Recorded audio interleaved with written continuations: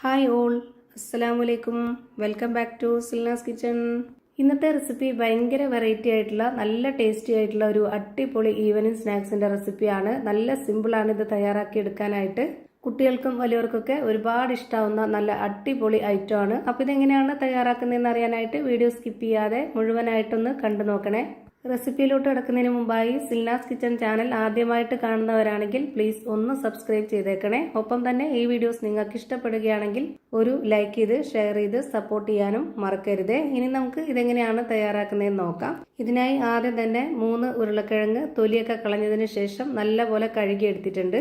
ചെറിയ ഉരുളക്കിഴങ്ങാണ് ഞാനിവിടെ എടുത്തിട്ടുള്ളത്. ഇനി ഇതുപോലെ നല്ല വട്ടത്തിൽ നൈസായിട്ടൊന്ന് കട്ട് ചെയ്തിട്ട് എടുക്കണം. ഞാനിവിടെ 2 ഉരുളക്കിഴങ്ങ് ഇതേപോലെ കട്ട് ചെയ്തെടുത്തിട്ടുണ്ട്. ഇത്രയും തന്നെ മതിയാവും. ഒരെണ്ണം ഞാൻ മാറ്റി വെക്കുകയാണ്. ചെറുതായതുകൊണ്ടാണ് 2 വേണ്ടി വന്നത്. വലുതാണെന്നുണ്ടെങ്കിൽ ഒരെണ്ണം മതിയാവും.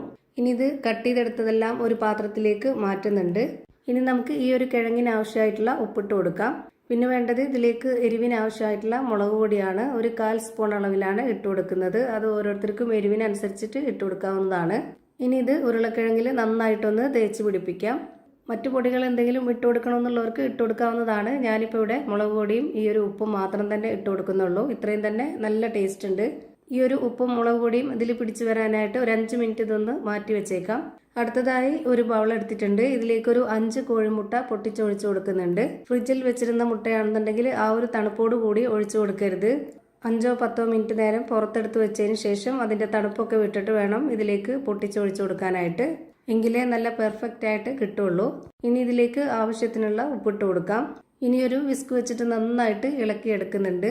എളുപ്പത്തിന് വേണ്ടിയിട്ട് മിക്സിയുടെ ജാറിലിട്ടിട്ട് അടിച്ചെടുക്കരുത്. അപ്പോൾ ഇതിന്റെ പരുവം തെറ്റും. ഇതുപോലെ വിസ്ക് വെച്ചിട്ടോ അല്ലാന്നുണ്ടെങ്കിൽ ഫോർക്ക് സ്പൂൺ വെച്ചിട്ടോ തന്നെ ഇത് നന്നായിട്ട് അടിച്ചെടുക്കാവുന്നതാണ്. അടുത്തതായി ഇതിലേക്ക് പ്ലെയിൻ ആയിട്ടുള്ള യോഗട്ടാണ് എടുത്തിട്ടുള്ളത്. അത് മുഴുവനായിട്ടും ഇതിലേക്ക് ഇട്ട് കൊടുക്കുന്നുണ്ട്. 200 ഗ്രാമിന്റെ ആണ് എടുത്തിട്ടുള്ളത്. അത് മുഴുവനായിട്ടും ഇതിലേക്ക് ഒഴിച്ചു കൊടുക്കാം. ഇത് സ്കിപ്പ് ചെയ്യരുത്. നല്ല ടേസ്റ്റ് ആണ് ഈ ഒരു രീതിയിൽ ചെയ്തെടുക്കുമ്പോൾ.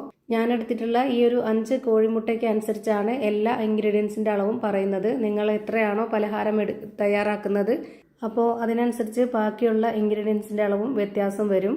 ഇത് മുഴുവനായിട്ടും ഇട്ട് കൊടുത്ത ശേഷം ഇനി ഇത് നല്ലപോലെ വിസ്ക് വെച്ചിട്ട് അടിച്ചെടുക്കാവുന്നതാണ്. ഇതുപോലെ ഓരോന്നോരോന്നായിട്ട് ഘട്ടം ഘട്ടമായി ഇട്ട് കൊടുത്തതിന് ശേഷം വേണം ഇതുപോലെ ഇളക്കി കൊടുക്കാനായിട്ട്. ഇനി ഇതിലേക്ക് 2 ടേബിൾ സ്പൂൺ അളവിൽ അരിപ്പൊടി ഇട്ട് കൊടുക്കാം. വറുത്ത അരിപ്പൊടി തന്നെ ഇട്ട് കൊടുക്കാൻ വേണ്ടി നോക്കുക.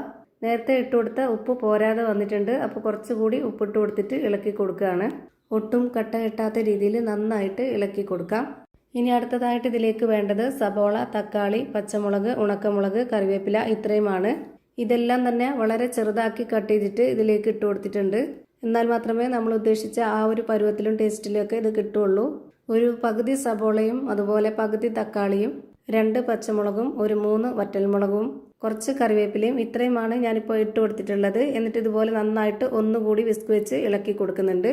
ഇനി ഒരു പാൻ സ്റ്റൗവിലേക്ക് വെച്ച ശേഷം ഫ്ലെയിം ഓൺ ആക്കി കൊടുത്ത് അതിലേക്ക് കുറച്ച് ഓയിൽ ഒഴിച്ചു കൊടുക്കാം. ഓയിൽ ഒഴിച്ചു കൊടുത്തപ്പോൾ കുറച്ച് കൂടി പോയിട്ടുണ്ട്. അത്രയും തന്നെ വേണ്ട. ഈ ഒരു പാനിൽ മൊത്തത്തിലൊന്ന് ചുറ്റിച്ചെടുത്ത ശേഷം ബാക്കിയുള്ള ഓയിൽ കുറച്ച് മാറ്റുന്നുണ്ട്. ഇതുപോലെ വളരെ കുറച്ച് ഓയിൽ മതിയാവും. ഇനി നമ്മൾ മസാല തേച്ച് വെച്ചിരുന്ന ആ ഒരു ഉരുളക്കിഴങ്ങ് എല്ലാം ഇതുപോലെ അടുക്കി അടുക്കി വെച്ച് കൊടുക്കുന്നുണ്ട്. ഞാനിവിടെ ലോ ഫ്ലെയിമിലാണ് ഈ ഒരു പാൻ വെച്ച് കൊടുത്തിട്ടുള്ളത്. ആ ഒരു ഫ്ലെയിമിൽ തന്നെ വെച്ചിരിക്കുക. ഈ ഒരു പലഹാരത്തിന് ഒരുപാട് ഫ്ലെയിമിന്റെ ആവശ്യമില്ല. വളരെ കുറഞ്ഞ ഫ്ലെയിം മതി. എത്ര സമയമാണോ വേവാനായിട്ട് എടുക്കുന്നത് അത്രയും സമയം വരെ ലോ ഫ്ലെയിമിൽ തന്നെ വെച്ചിരിക്കുക. ഞാനിവിടെ ഈ ഒരു കിഴങ്ങ് തിരിച്ചും മറിച്ചും ഇട്ട് കൊടുത്തിട്ട് ഫ്രൈ ചെയ്തെടുത്തിട്ടുണ്ട്. ഒരുപാട് നന്നായിട്ട് ഫ്രൈ ചെയ്തെടുക്കേണ്ട ആവശ്യമില്ല. ഇനി ബാക്കി നമുക്ക് ഈ ഒരു കൂട്ട് ഒഴിച്ചു കൊടുക്കുമ്പോൾ അതിൻ്റെ കൂടെ കിടന്ന് വേവാനുള്ളതാണ്.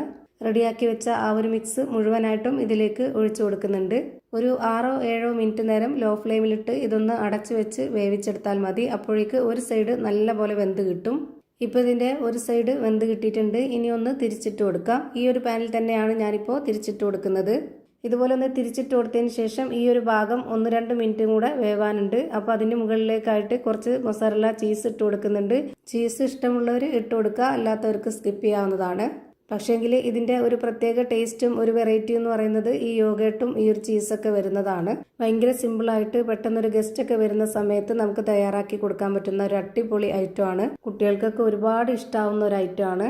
ഇനി ഇതിൻ്റെ മുകളിലേക്കായിട്ട് കുറച്ച് പച്ചമുളകും ഉണക്കമുളകും കറിവേപ്പിലയും കട്ട് ചെയ്തത് ഇട്ട് കൊടുക്കുന്നുണ്ട്. ചെറുതായിട്ട് പൊടി പൊടിയായിട്ട് അരിഞ്ഞാണ് ഇതിലേക്ക് ഇട്ട് കൊടുക്കുന്നത്. കാണാനൊരു ഭംഗിക്ക് വേണ്ടിയിട്ടാണ്.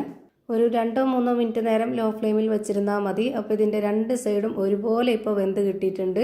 ഇനി നമുക്കിത് ചൂടോട് കൂടിയോ ചൂടാറിയോ എങ്ങനെ വേണമെങ്കിലും കഴിക്കാവുന്നതാണ്. നല്ല ടേസ്റ്റി ആയിട്ടുള്ള ഒരു അടിപൊളി പലഹാരമാണ്. നമുക്ക് ഇഷ്ടമുള്ള ഏത് ഷേപ്പിൽ വേണമെങ്കിലും കട്ട് ചെയ്തെടുത്ത് കഴിക്കാവുന്നതാണ്.